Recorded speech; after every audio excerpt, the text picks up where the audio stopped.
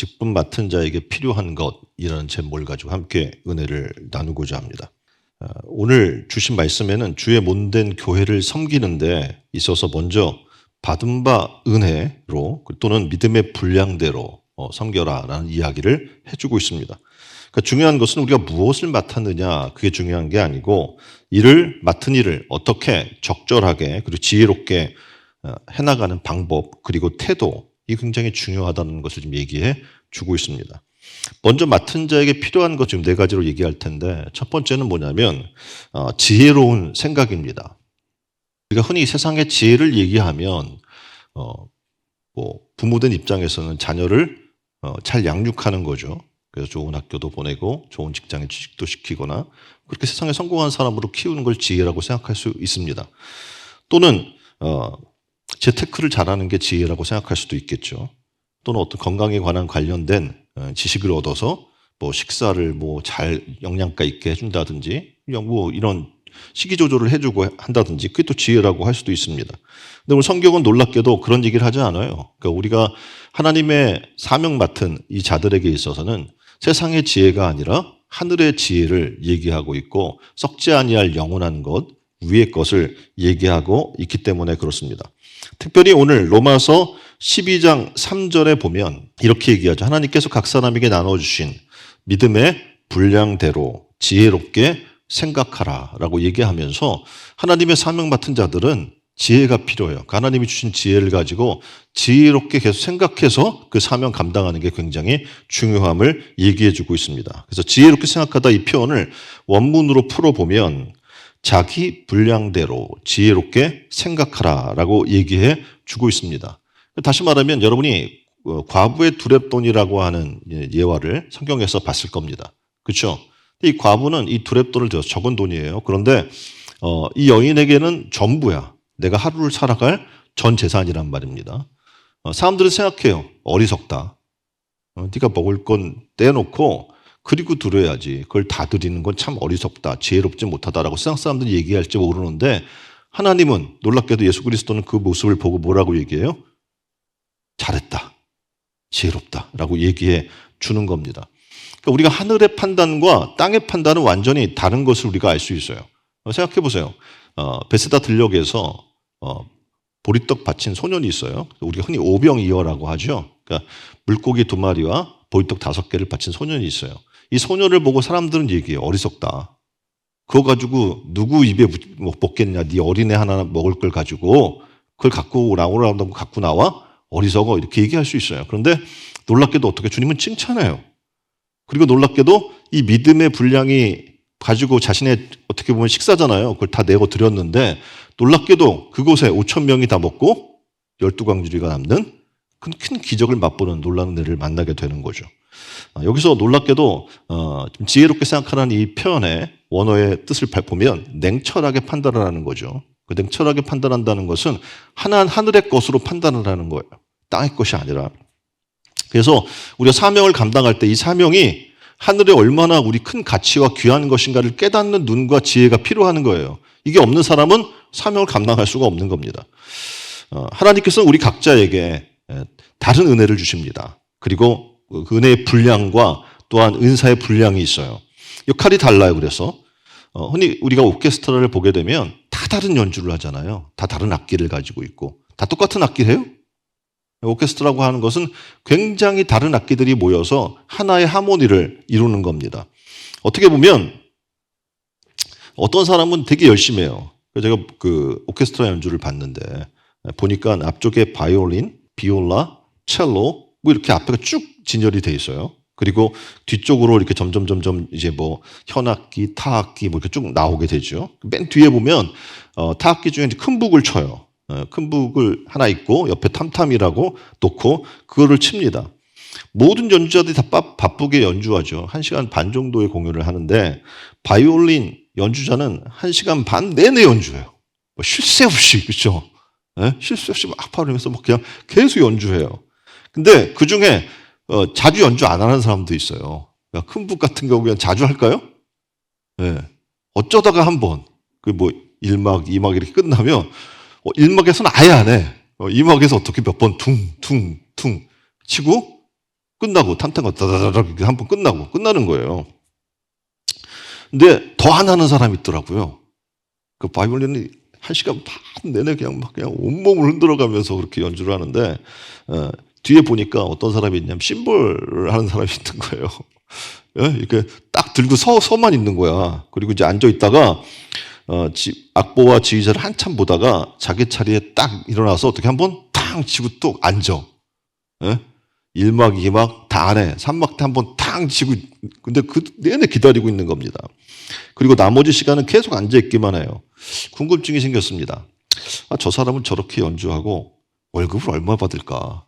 분명히 차등이 있을 거 아닙니까? 바이올린은 1시간 반 내내 하고 심벌줄 한번 창 하고 딱 앉는데 얼마나 차이 날 것 같아요? 예? 많이 날 것 같아요? 제 조카가 하나 있는데 거기가 이걸 해요. 예? 그러니까 심벌즈가 한 명 있고 타악기라는 친구가 있는데 물어보니까 똑같이 월급 받는다는 거야. 야, 열받지 않습니까? 누구를 1시간 반 내내 하고 누구를 한번 탕 치고 똑같은 월급 받아간다니까. 근데 여러분이 알아야 될 것이 뭐냐면 오케스트라 가운데 어떤 한 분도 소중하지 않은 사람이 없다는 거예요. 이건 그걸 얘기해 주는 거예요. 그래서 어떤 분은 바이올린, 첼로, 피아노도 얼마나 열심히 합니까? 예? 어떤 분은 심벌 연주자, 어떤 분은 드럼 연주자를 하는데 경중이 없다는 거예요. 우리도 똑같아요. 하나님 나라에 우리는 오케스트라고 각자가 굉장히 다른 악기를 다루고 있지만 다 똑같이 하나님이 보실 때는 하나님이 분량대로 주신 그런 사역자인 겁니다. 그래서 하나님이 우리를 지으시고 역할을 주신 하나님. 그래서 우리가 해야 할 일은 나도 저렇게 바이올린처럼 계속 나왔으면 좋겠는데 계속 연주했으면 좋겠는데 이렇게 한번 이렇게 하는 건 아닌 것 같은데 절대 아니에요. 예? 그거 할 수 있는 사람이 많지 않아요. 그렇죠. 왜냐하면 이걸 박자를 다 기들하기 인내가 필요하고 정말 제때에 딱 쳐야 돼요. 그러니까 이게 아무나 하는 게 아닌 겁니다. 그래서 어떻게 보면 자기가 이게 적게 나온다고 불평할 수 있어요. 지휘자나 작곡자의 지시를 어기고 내가 이쪽으로는 또 전문가인데 요때는 요게 들어갔으면 좋겠는데 하고 지휘자의 명령을 지시를 어기고 자기 멋대로 쳐보십시오. 그럼 어떻게 됩니까? 이 모든 공연을 망쳐버리는 거예요. 그래서 하나님께서 오늘 지금 우리에게 얘기하는 그런 겁니다. 자기 분량이 있다는 거예요. 각자가 맡은 악기 그리고 내가 해야 할 연주 이런 분량이 다 있는 거예요. 우리 흔히 생각할 수 있어요. 이렇게 한 공연을 하는데 한 6, 7번 일어나서 치는 나하고 저렇게 계속 1시간 반 내내 막 이렇게 연주를 하는 그 사람과 비교할 때 난 너무 아닌 것 같아. 나 이거 3번만 이렇게 주면 나 안 할래 하고 안 한다면 그 사람은 어떡합니까? 필요가 없는 사람이 돼버리고 마는 겁니다. 그래서 오늘 얘기하는 게 믿음의 정도에 따라 신중하게 생각하고 행동하라라고 얘기하는 겁니다. 신중하게 생각하라는 것은 하나님의 뜻을 생각하라는 거예요. 내 생각대로 하라는 얘기가 아닙니다. 그래서 좀 더 구체적으로 말하면 달란트 비율을 우리가 들 수가 있어요. 거기 뭐 1달란트 받은 사람, 2달란트 받은 사람, 5달란트 받은 사람 있죠. 그렇죠? 그러니까 왜 저 사람 5달란트를 주고 나는 1달란트밖에 안 줬어? 아니에요. 똑같이 그 사람이 남길 수 있는 분량이 있는 거예요. 5달란트 받은 사람은 얼마 남겼어요? 5달란트를 남길 수 있는 능력이 있는 거예요. 그 사람은 분량대로 준 거예요. 2달란트는 몇 달란트를? 5달란트 남겼나요? 2달란트 남겼어요. 그러니까 그 사람이 할 수 있는 분량이 있는 거예요. 1달란트는 얼마 남겨야 돼요? 최소 1달란트를 남겨야 되는 거예요. 근데 이 사람은 하지 않은 겁니다. 왜냐하면 내게 준 것이 저 5달란트 비해 너무 작다라고 생각했기 때문에 그렇습니다. 오늘 우리가 지혜는 바로 이런 겁니다. 하나님이 내게 주신 것을 감사히 여기고 내게 맡기신 그 일을 하나님의 뜻대로 준행할 수 있도록 하늘의 지혜를 구하는 것이 필요하다는 겁니다. 그래서 라인홀드 리버의 기도가 있어요. 이런 기도문인데 하나님이시여 나에게 내가 변화시킬 수 없는 일에 대해서는 그것을 받아들일 수 있는 평정을 주시고 내 힘으로 고칠 수 있는 일에 대해서는 그것을 고칠 수 있는 용기를 주시며 그리고 이 몇 가지 차이를 깨달아 알 수 있는 지혜를 허락하여 주시옵소서. 그러니까 하나님의 지혜라는 것은요. 지식으로 얻을 수 있는 게 아닙니다. 그 세상에 많이 공부했다고 하나님의 지혜를 내가 얻을 수가 없어요. 영원하신 하나님의 지혜는 생각해 보세요. 세상이 이 하나님의 지혜를 담을 수 있을까요, 없을까요? 네, 없어요. 흔히 뭐 그런 비유를 들잖아요. 한 사람이 통을 하나 갖고 와서 바닷물을 담으려고 계속 붓는다고 담을 수 있어요, 바닷물을? 담을 수 없는 거예요. 그래서 하나님 맡긴 직분은 하나님의 지혜로만 감당할 수 있는 줄 믿으시길 바랍니다. 그래서 이 시간 하나님이 우리 각자에게 주신 은혜와 믿음과 능력이 있는데 그걸 구해야 돼요. 하나님 내게 하늘의 지혜와 하늘의 믿음과 하늘의 능력을 우리에게 허락해 주십시오. 그리고 내게 주신 그 일들을 정직함과 진실함으로 판단하게 하시고 그래서 그 역할을 감당할 수 있는 지혜를 내게 주십시오. 그래서 우리가 이 시간 필요한 게 뭐냐면 하나님께 구하는 거예요. 자, 캄보디아 선교팀이 하나님의 은혜 가운데 단기 선교를 마치고 왔습니다. 돈만 있으면 선교 갈 수 있나요? 네, 선교는 돈으로 가는 게 아니에요. 문명과 내가 지식이 높으니까 열등한 민족에게 가면 우리가 할 수 있나요? 그렇지도 않아요. 돈으로 하려다가 시험 드는 사람들이 너무 많아요. 그리고 앞선 문명으로 나갔다가 상처를 주고 상처받는 사람도 많습니다.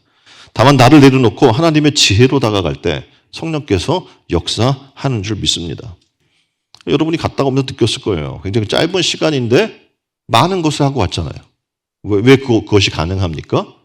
하나님께서 지혜를 주시기 때문에 가능한 거예요. 하나님의 성령이 함께 했기 때문에 가능한 줄 믿습니다. 성전에도 많은 일이 있습니다. 그리고 프로젝트가 있어요. 근데 어떤 분들은 생각해요. 나는 이거 좀 감당할 능력이 없어. 그런데 저 사람들 하니까 나도 하고 싶어.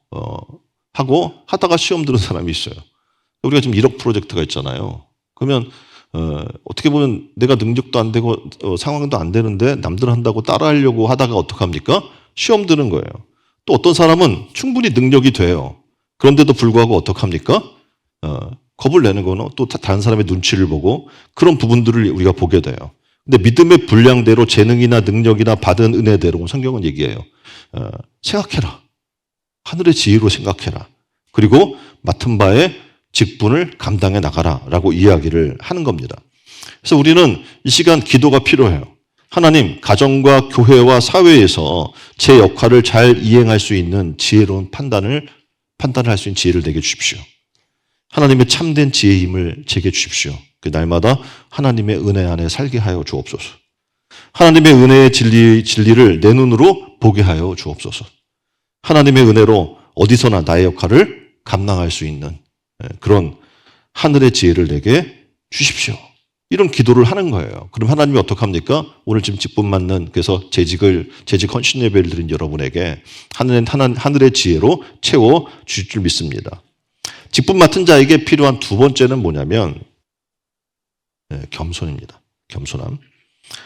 대개 사람들은요, 여러분을 교회 다니면서 이제 연한이 차고 막 이렇게 되면 여러분을 칭송할 수가 있어요. 그럼 자기도 모르게 교만해집니다.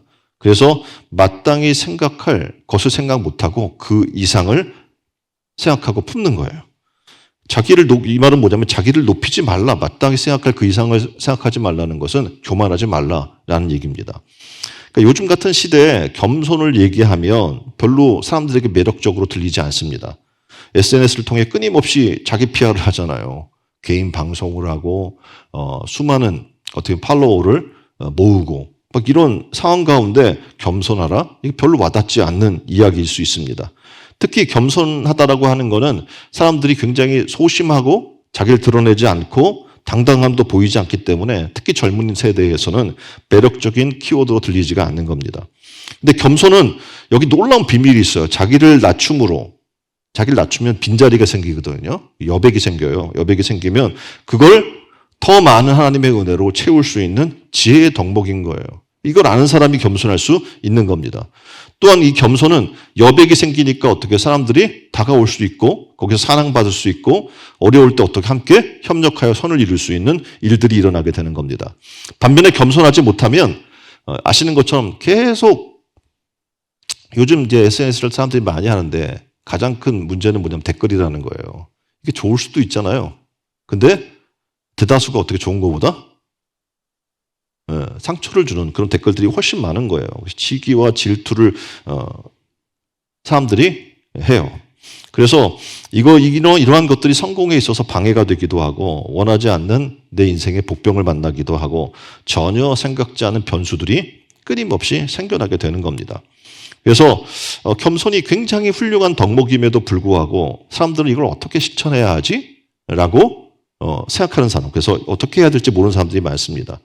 근데 잘 알아야 될 게 겸손은 나를 낮추는 거예요. 나를 없애는 게 아닙니다. 우리가 겸손하더라도 나라는 존재는 사라지지 않기 때문에 그래요. 그래서 겸손한다고 하면 뭐 비굴하게 굴거나 아니면 한없이 타인을 높여주는 것을 얘기하지는 않습니다. 삶을 성공으로 이끄는 겸손의 힘이라는 책이 있어요. 이 책에 보면 전 세계에서 가장 창의적인 기업이라고 불리는 구글이 등장을 하고 구글에서 사람을 어떻게 채용할까. 그래서 이 채용에 대해서 비밀을 얘기해 줘요. 어떻게 보면 당연히 매우 엄격하게 하겠죠. 그래서 많은 사람들이 궁금한 거, 도대체 어떤 사람을 뽑을까 궁금해합니다. 여기서 뭐라고 얘기하냐면 구글의 채용 원칙 중에 매우 중요한 한 가지가 뭐냐면 겸손함이라는 거예요. 막 실력 이런 게 아니에요. 겸손함이에요. 그래서 구글에서 겸손함을 이렇게 정의를 해요. 겸손함이라고 하는 것은 한 걸음 물러나 타인의 더 나은 아이디어를 받아들이는 것이다 라고 얘기해요. 그러니까 어떻게 보면 굉장히 창의적인 기업이라고 얘기를 하는데 창의성이라는 것은 결코 한 명의 천재에 의해서 만들어지지 않거든요. 그럼 수많은 아이디어들이 나올 거 아닙니까? 근데 내가 겸손하지 못하면 타인의 아이디어를 받아들일 수 있어요? 없어요? 없어요. 배격해버려요. 자기 것만 옳다고 얘기할 거 아닙니까? 그럼 어떡합니까? 그런 서로의 아이디어를 받아들이지 않는다면 그는 최악의 인재가 돼버리고 마는 거예요.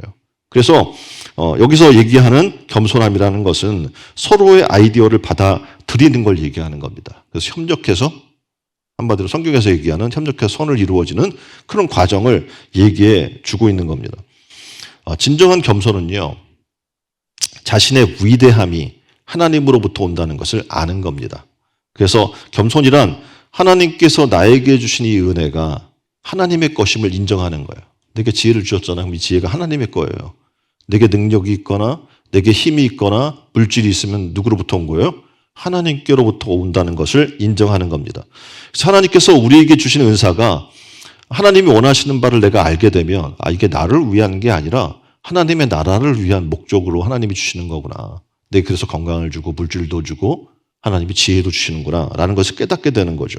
그래서 내가 세상에 살면서 이 짧은 시간에 많은 것을 이루어야지 막 그냥 욕심을 부리거나 내가 어떤 위치에 올라가야지 하고 과욕을 갖거나 과대망상을 갖거나 하는 그 필요 없는 이 영웅심에 빠질 필요가 없다라는 거예요. 왜냐하면 하나님은 내게 주신 능력 안에서 내가 모든 것을 할 수 있게 만들어주시는 분이고 그것은 내 능력이 아니라 누구의 능력이에요? 하나님의 능력이기 때문에 그렇습니다. 그래서 겸손이라는 것은 놀랍게도 봉사하는 자들, 섬기는 자들, 일하는 자들에게 있어서 너무 필요한 자세인 겁니다. 그래서 이 섬기거나 무엇을 할 때 중요한 것은 이 겸손함이 필요한 거고 또 여기서 필요한 게 뭐냐면 나를 넘어서 섬기라라고 이야기해요. 그러니까 우리가 흔히 나라고 하는 이 틀을 벗어나지 못할 때가 많아요. 그러니까 나, 내 가족, 우리가 뭐 민족으로 얘기하면 나의 민족, 그렇죠? 나라고 하는 이걸 벗어나지 못하고 이 소유 안에 갇혀 있잖아요. 근데 성경은 우리에게 뭐라고 이야기하냐면 하나님의 뜻에 맞추는 거잖아요. 그러면 하나님의 뜻은 어떻게 합니까? 그의 나라와 그의 의란 말이에요. 내 욕심이나 내 개인의 어떤 성공과 이득이 아니란 얘기입니다. 그래서 그럴 때 하나님께서 우리를 어떻게 해요? 더욱 사랑해 주시고 축복해 주실 줄 믿습니다. 자, 직분 맡은 자에게 필요한 세 번째는 무엇이냐면 뭘까요? 섬김의 은사예요. 많은 사람들이 은사를 원해요. 근데 일하는 자에게 정말 중요한 은사 중에 하나가 뭐냐면 섬길 줄 아는 은사예요. 4절로 5절의 본문에 이렇게 얘기해요. 우리가 한 몸에 많은 지체를 가졌으나 모든 지체가 같은 기능을 가진 것이 아니니 이와 같이 우리 많은 사람이 그리스도 안에서 한 몸이 되어 서로 지체가 되었느니라. 아멘. 무슨 말이에요? 성도들은 그리스도의 몸을 이루는 지체라는 겁니다. 그래서 성도 한 사람 한 사람이 각각 그리스도의 몸을 이룬다는 거예요. 나 혼자가 아니라 여럿이 모여서 어떻게 해요? 그리스도의 몸을 이룬다는 거죠. 그래서 결국 한 사람 한 사람에게 주시는 은사는 몸이신 예수 그리스도를 위해 사용하기 위해 주신 거예요. 그래서 여기 섬기는 은사는 특별히 집사의 직분을 이야기를 합니다. 집사 직분을 맡은 사람은 가만히 직분만 맡고 있으라는 얘기 아니에요. 뭐 하라고 주신 거라고요? 섬기는, 봉사하는 일을 하라는 겁니다. 이 봉사하는 사람은 봉사하고 칭찬을 바라거나 대가를 바라거나 대접을 바라지 않아요. 왜냐하면 하나님이 우리에게 어떻게 해요? 주신 은사로 하는 것이기 때문에 그렇습니다. 그래서 봉사의 가치는 바로 여기에 있다고 지금 얘기해 주는 겁니다. 미국의 정치인들을 보게 되면 당연히 원하는 데가 있겠죠. 왜냐하면 다 백악관에 입성하기를 원해요. 특히 뭐 이제 좀 국민들에게 인정받는 위치에 올라가게 되면 그들은 다 어떡합니까? 그것이 목표가 돼요. 백악관이 목표가 되고 목적이 돼요. 대권을 얻기 위해서 자신의 삶을 올인하고 온갖 그 뭐 전술 전략을 다 써가면서 목숨을 걸고 치열하게 권력 투쟁을 하게 됩니다. 그런데 역대 대통령 중에서 일반 다른 대통령들과 아주 다른 특별한 대통령이 있어요. 대통령이 목적이 아닌 그런 사람이 있단 말입니다. 누구냐면 지미 카터 대통령이라는 사람입니다. 지미 카터는요, 미국에서뿐만 아니라 전 세계적으로 대통령에서 물러난 이후에 엄청난 존경을 받았던 사람입니다. 그래서 자신에게 하나님께서 은사를 주셨는데 어떤 은사를 얘기하냐면 내게 하나님이 가르치는 은사를 주셨어요. 그래서 대통령이 된 이후에도 어김없이 자기 고향 조지아주로 가요. 뭐 큰 교회가 있는 게 아닙니다. 자기가 섬기는 작은 교회가 있는데 가서 주일날 날아가서 주일 학생들을 가르치는 주일학교 교사를 꾸준히 한 거예요. 대통령 임직 중에도. 그리고 대통령에서 은퇴한 후에도 그는 고향으로 돌아와서 주일학교 교사의직을 감당했습니다. 그리고 그 이후에 뭘 합니까? 헤비타트 운동이라는 운동을 해요. 집 짓기죠.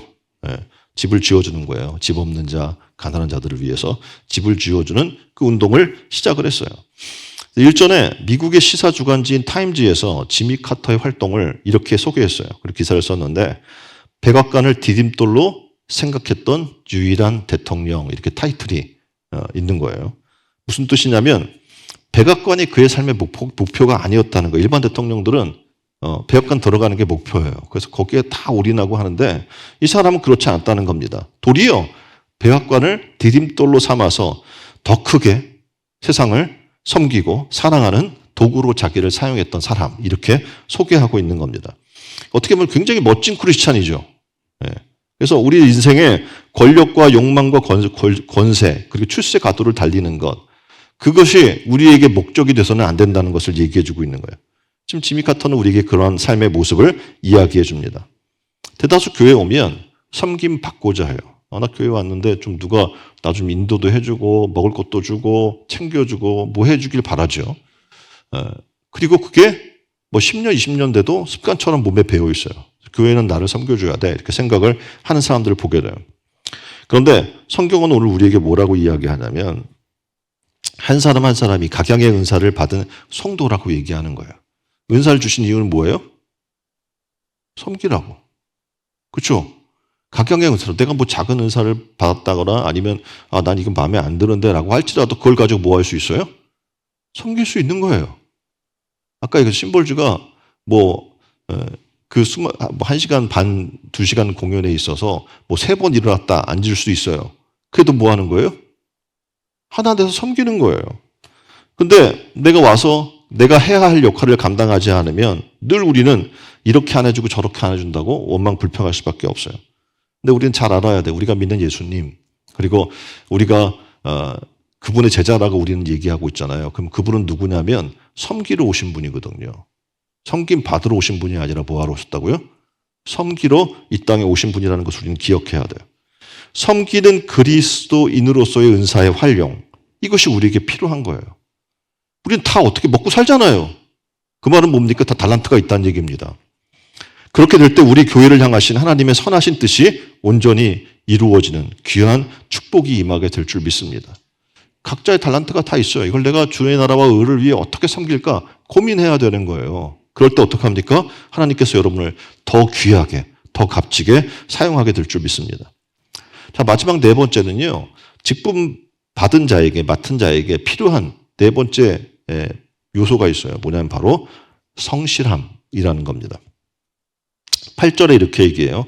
권위자면 권위하는 일로, 구제하는 자는 성실함으로 섬기라라고 이야기를 합니다. 지혜를 구하라고 했잖아요. 섬기려면. 왜냐하면 지혜롭게 해야 되니까.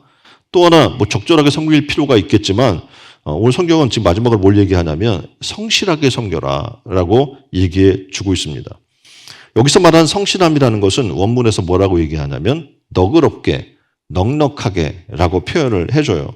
그러니까 내가 은사를 가지고 쓸 때 어떤 마음 가져야 된다는 거예요? 너그러운 마음, 그리고 넉넉한 마음으로 그 일을 감당할 것을 얘기하는 겁니다.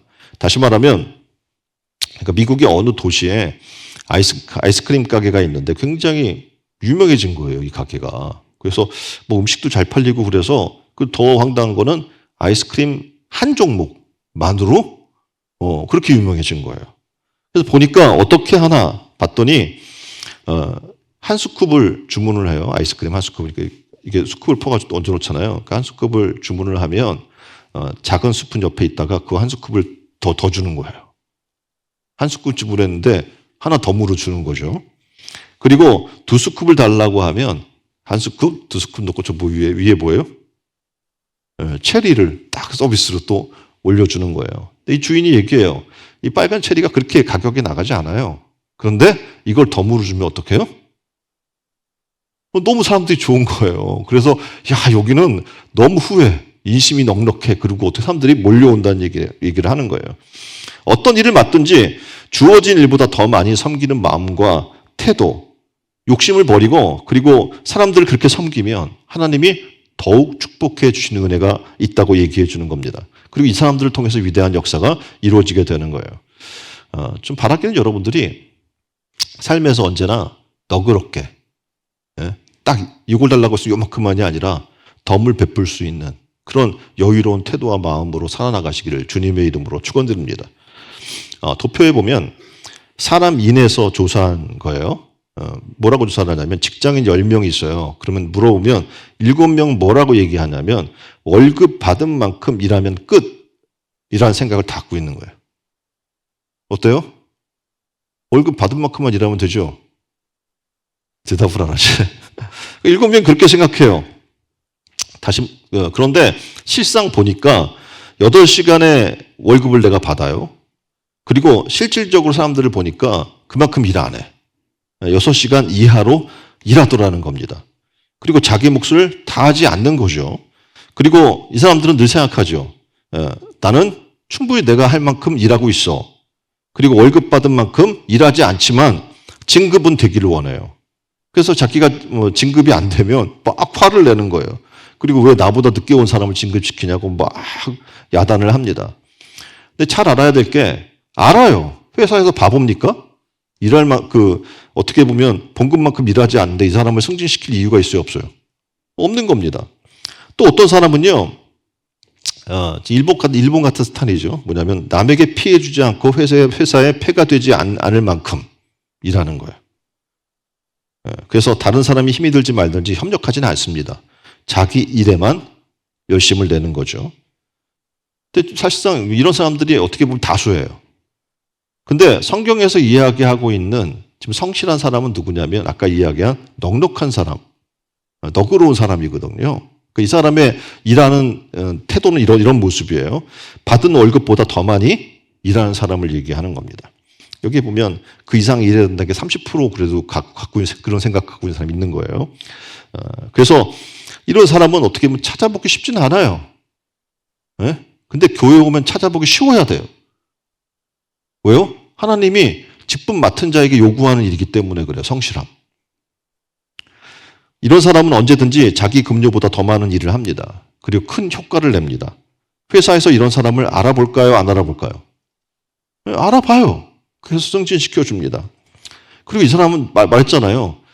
더 많은 일을 하기 때문에 인색하게 그럴 필요가 없어요. 그럼 내가 할게. 이렇게 일을 할 수가 있게 돼요.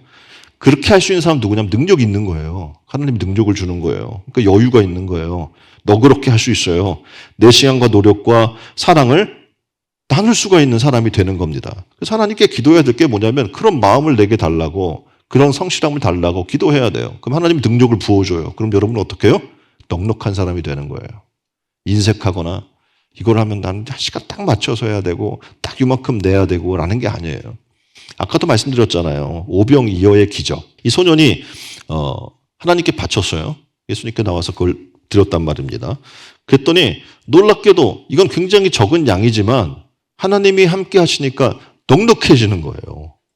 나는 작은데 내가 갖고 있는 걸 얼마 되지 않는데 하나님이 개입하시니까 놀라운 일이 일어나는데 5천 명이 먹고 12광지가 남는 넉넉함이, 너그러움이 그 가운데 일어나게 되는 겁니다. 여러분이 지금 어떻게 보면 하나님 나라를 위하여 성실하게 충성되게 주고 베푸는 모든 것은요 그냥 버리는 게 아니에요. 그럼 뭐라고 그래 성경에서? 심는 거다라고 얘기를 해요. 그렇게 심으면 하나님이 가만 놔두지 않아요. 옆에 분에게 얘기해 줍시다. 30배, 60배, 100배. 이게 하나님이 주시는 거예요. 심는 대로 거두는데 우리의 심는 것을 이 성실함으로 심는 이 일들에 대해서는 그렇게 하나님이 축복해 주실 줄 믿습니다. 그래서 가정이나 교회나 직장에서 여러분의 삶이 언제나 넉넉하고 여유로운 모습이 있기를 주님의 이름으로 축원드립니다. 그럴 때 하나님이 지금 내가 손해보는 것 같아.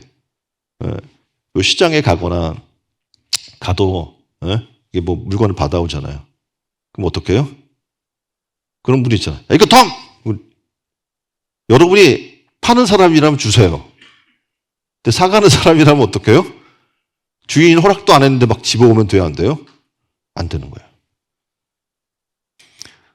넉넉하게, 너그럽게, 그리고 후하게 베풀며 사는 여러분 되기를 주님의 이름으로 축원드립니다. 내게 있는 것은 하나님께서 그렇게 베풀라고 주신 것들이거든요. 그럼 그런 축복의 근원이 되기를 원한다면 그렇게 살면 되는 거예요. 자, 직분 맡은 여러분들, 이 안에 열심을 다해서 지금 나를 넘어서 하나님이 세계 열방을 구원하라고 얘기하잖아요. 그래서 간보대 선교팀도 갔다 왔어요. 근데 이렇게 베풀고 나를 넘어서 그 일들을 하고 와요. 거기 가르치는 교사들도 가르쳐주고 시간을 내서 막 베풀고 하니까 지금 뭐 나를 넘어서 딱 그 애들 할 때 줄 것만 딱 주고 왔으면 뭐 별 차이가 없었을 거예요. 그런데 그거를 넘어서 교사들을 하고 상담도 해주고 뭐도 해주고 그 이상을 주니까 거기서 환호하는 거예요. 왜냐하면 넘어서 주니까. 너그럽게 주니까. 그렇죠? 넘치도록 주니까 좋아하는 거예요. 직분 맡은 여러분들도 그렇게 하기를 주님의 이름으로 축원드립니다. 그래서 금년 한 해 동안은 교회를 섬겨 나갈 때 받은 바 은혜대로 각각 받은 직분에 최선을 다할 뿐더러 아까 이야기한 거죠. 너그럽게, 넉넉하게 하나님이 내게 주신 것 이상으로 하나님 앞에 나아가는 여러분 되기를 주님의 이름으로 축원드립니다. 이 시간 함께 기도했으면 좋겠어요. 하나님, 우리에게 땅의 지혜가 아니라 하나님의 지혜를 부어주세요. 그리고 우리를 겸손하게 해주세요. 협력해 선을 이룰 수 있는 겸손을 우리에게 주세요. 그리고 섬김의 은사를 주세요. 그리고 하나님, 성실하게, 넉넉하고 너그럽게 베풀 수 있는 삶의 은혜를 우리에게 허락해 달라고 다 같이 한 목소리로 기도하겠습니다.